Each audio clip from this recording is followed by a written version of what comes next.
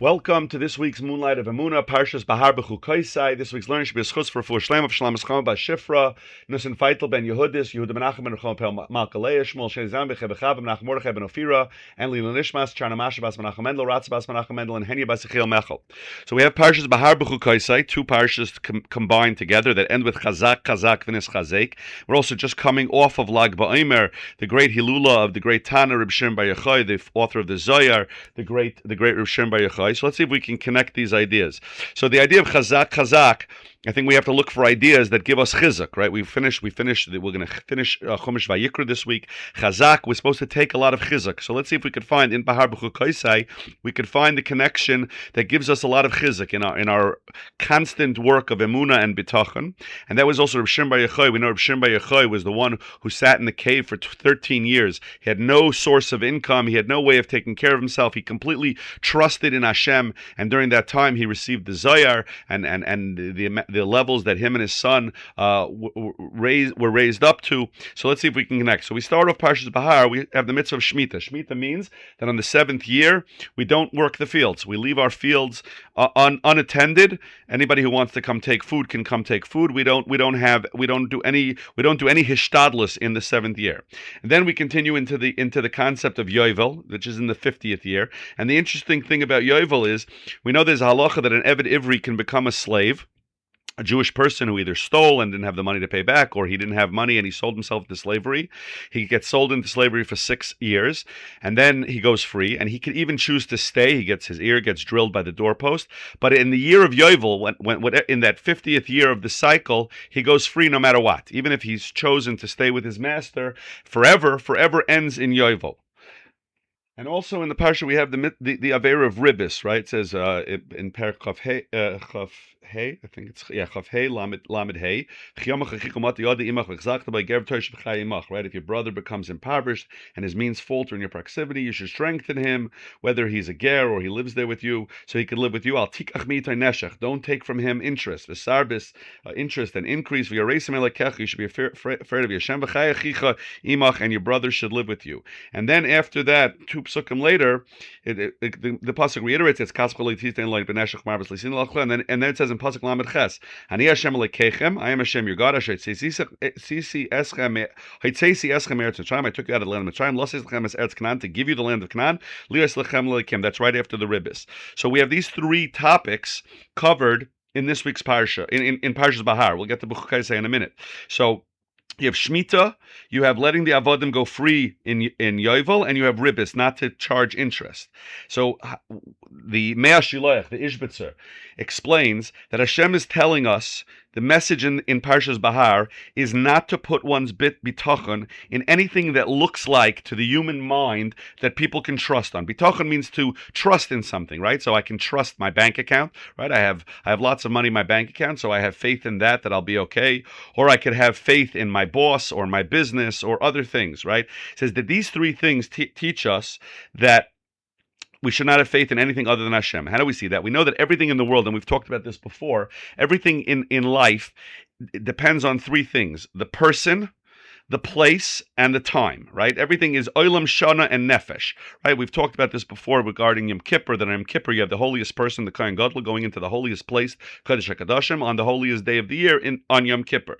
But everything occurs, there has to be a person who it's occurring to, or who's doing something. There has to be a place where it's happening, and there has to be a time.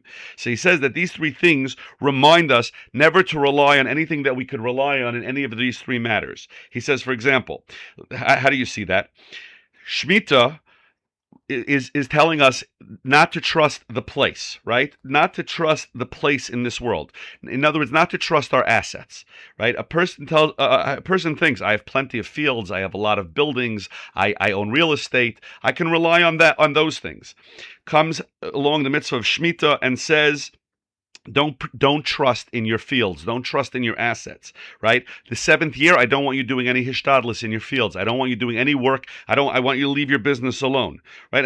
And Hashem will take care of you, right? Hashem is the one who owns everything. So you could think, I have tremendous farms. I have a very profitable business. Hashem says, that's not what's giving you your parnasa. The 7th year, I want you to leave it fallow. In the year of Shemitah, a person can't trust his fields. It's not his. Anybody can come take whatever food they want. He can't go work the fields, right? You have to. It reminds us, during the 6 years, maybe you trusted in your fields. Seventh year is a reminder. Trust Hashem. Then a person can trust in time, meaning what? I have assets. They grow over time. They increase. The general nature of my assets, my money, is it increases. Hashem gives us the mitzvah, the isser of ribis, not to take interest. Torah says don't take any interest. And the way the Gemara describes the avera of ribis, the Gemara in Baba Metzia Daf Samach Gimel says, Amar of Nachman, Klola de Ribisa, the principle of ribis, of interest, is kol agar netarle. Any payment for waiting, usser, is forbidden. You're not allowed to get paid for waiting. So a person could have relied on time, saying, I have money in the bank, it's going to increase in time. Hashem says, you don't make your income that way. Okay, I'm not getting into the halachic of having money in a bank and earning interest, but you can't lend to your fellow Jew and take interest for that. That you can't rely on the time progression of money, the time value of money. And then, so that was the place where Shemitah tells us, don't rely on your fields, don't rely on your real estate. Ribis tells us, don't rely on time, don't rely on the time increase of money. And then we have that a person relies on people in his life, right? The people in my life, I could rely that they'll take care of me. A person has a lot of avodim, he has servants, he knows he'll be taken care of. They'll cook for him, they'll take care of him, they'll make sure they get him food. Hashem says, at Yovel they go free. You don't own them anymore. You can't rely on that either. You cannot rely on the fact that you own these avodim. They're going to go free at some point also. So the Torah is telling us, and we know that the halachas of an Eved Ivri, even when you own him, you can't overwork him. You have to treat him well. You cannot rely on the place. You cannot rely on time. You cannot rely on money. Hashem gave us these three mitzvahs to tell us that we have nothing to rely on except Hashem, and that's why the pasuk that we quoted before ends off right after the Rebbe says, "Ani Hashem lekechem asher tzeisi eschem eretz Mitzrayim lo seis lechem es eretz Canaan." Right, that a person should not be upset, should not be worried that I don't have these things. I have to let my land stay fallow every 7 years. I have to let my slaves go free every yovel. I have to lend money to people who need it without charging interest. How am I going to survive? It says, Ani Hashem lekechem, I am Hashem your God who did what? Asher zetzicha eretz Mitzrayim. I took you out of the land of Mitzrayim, right? I took you out. Mitzrayim is a lashon of meitzar, of constriction. I took you out of a place of smallness. Mitzrayim was a place of smallness. They relied on themselves. They relied on the Nile River. They didn't look to Hashem. Hashem says, I took you out of that. I took you, those things that are not based on kedusha, those things that you do in your life without the proper perspective. When you conduct business, of course we have to do ishtadlus. We conduct business, but if you do that without thinking about Hashem, without realizing that it all comes from Hashem, that's Mitzrayim. That's meitzar. Hashem says, I took you out of there. Why? Lo seis lechem es eretz Canaan. I wanted to give you the land of Canaan. I want you to put you in a holy land, a place where everything that I give you, all the shefa that I give you, is with kedusha, and it could spread out. And I'm going to give you. I gave you a place. I took you out of Mitzrayim. I took you out of Mitzrayim. Mitzrayim is a place with mitzarim, with boundaries. Eretz Canaan is a place. Eretz Yisrael is a place that we know that when the Jewish people came to Eretz Yisrael, Aliyah L'Regel, and it was very crowded in Yerushalayim, but when they had to bow down, there was plenty of room. There's no boundaries in Kedusha. There's no boundaries in Eretz Yisrael. Hashem says, I'm giving you this. I'm not making this harder for you. You think that it's hard because you have to leave your land empty for every 7th year, because you have to let your slaves free, because you can't charge ribbis. It's just the opposite. I'm releasing you from those boundaries, because if you realize the true perspective, you'll realize that everything comes from me. Everything comes from me, and therefore you have nothing to worry about. You can cast all your, like we say in Tehillim, Hashlech al Hashem Yehavcha v'hu yichalk leka. Throw all your worries on Hashem, and He will release you.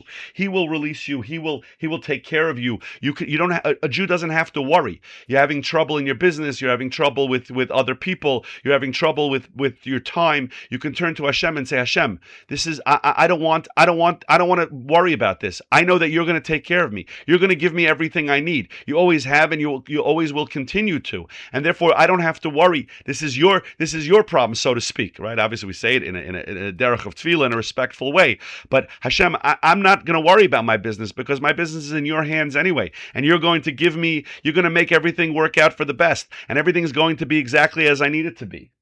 And then we get to Parshas Bechukosai, which has the Teichacha. We're going to really skip over the Teichacha, but the message in the Teichacha also for us is where the root of the Teichacha, of the negative things that happen to us when is because we don't rely on Hashem, because we don't trust Hashem, because we start to think that it's my land, my servants, my interest that I charge. That's what's giving me Parnasa. When we start to think of that way, then we lead into Parshas Bechukosai with all of the curses. But afterwards, we get to in Perek of Zion, we get to giving donations to the Beis Hamikdash and how we evaluate certain things.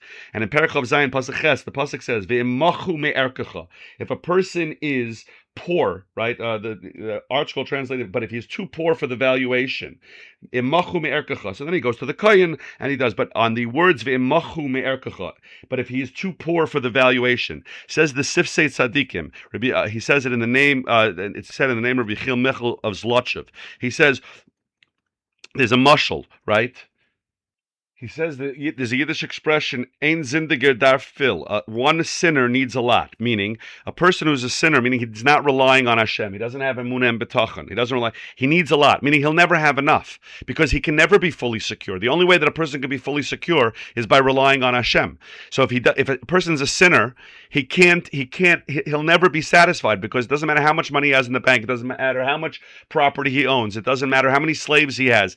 He's never going to be able. He's always going to feel like something is missing.